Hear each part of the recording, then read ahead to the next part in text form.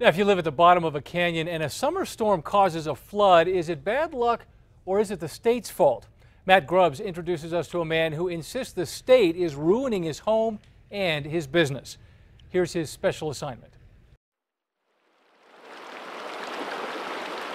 Some places in New Mexico, the water carries memories. Grandmother started, and then my mom and dad. Its ebb and flow washes over lives. I know, watch it. Come up here since I was 4 or 5, and I think this is about 9 or 10 years in a row. For nearly a century, for hundreds of families, the Tall Pine Resort along the Red River has been one of those places. A place where you can just kind of go ground yourself and kind of look back on life and see what it's about. So we enjoy it, every minute of it. I'm on 5th generation on some families. When Richard Green and his late wife, And so when Linda and I got married, first place she brought me was here. bought the resort in 1991, This was her dream. they soon realized they had a problem. Dirt, rocks, mud, branches. A culvert running under the state highway that snakes along the canyon wall above their property gets clogged. In a big storm, it can come down all at once.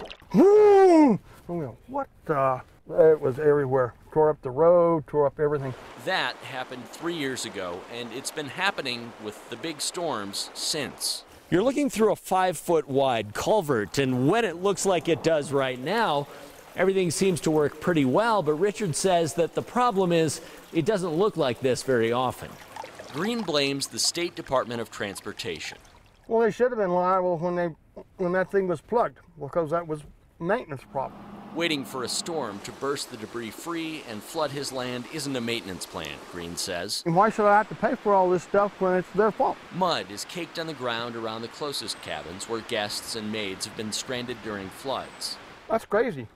But I got to do something because I got guests in here and I got to protect them. He just brought in a backhoe to clear the ditch across his land. Now, this probably is going to cost me $4,000 just for what I'm doing right now out of my pocket. Green knows that trickle of cash can quickly become a torrent, and he has other stuff to spend money on, the wish list he just found of improvements his wife wanted to make. And now my staff's telling me, slow down. Can't do it all at once. Well, I pretty much tried to. Looking through her things, he found a newspaper article, too, that he'd never read. And she thanked me for making her dream come true.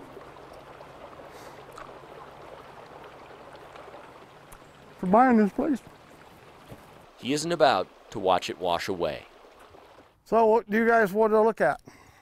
Green has asked the state to take care of its culvert and the drainage system near the bridge along Highway 578. You can tell that gutter over there is totally full of crap. They haven't cleaned that either. What's more, Green wants the state to admit it should be clearing the ditch on his land, too, where the water runs from the culvert down to the Red River. I'm going to have to dig that thing out. But the DOT won't say it built the ditch across Green's land.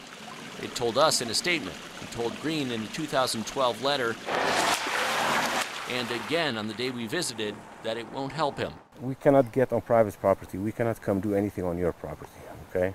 Green gets how some people might see his predicament. Look, buddy, your property's at the bottom of a canyon. You gotta expect some flooding and mud and things like that.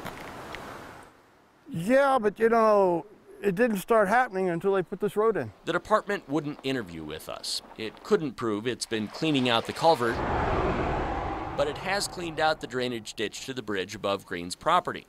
And it's building another drainage channel nearby. If you look over here... But Green is on his own when it comes to clearing the ditch below that 5-foot culvert. A trickle of water through his wife's dream property, writing another story. And Richard Green already knows how it will end. If they don't help me do something, I can't afford to do it on my own.